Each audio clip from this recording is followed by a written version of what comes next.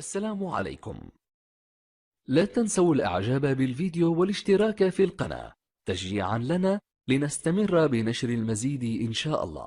مركز السلمي لتنجيد السيارات، الفرع الرئيسي الحديدة، بيت الفقية، شارع المرور. الفرع الثاني مركز السلمي للإبداع، تعز دمنة خدير. المركز الثالث عالم الإبداع عدن، سوق الحمام المتميز في عالم التنجيد والديكورات، تنجيد درجات نارية، سيارات، شاحنات، زينة سيارات، تلبيس مجالس، كل هذا في مركز السلمي تحت إشراف حميد وإخوانه.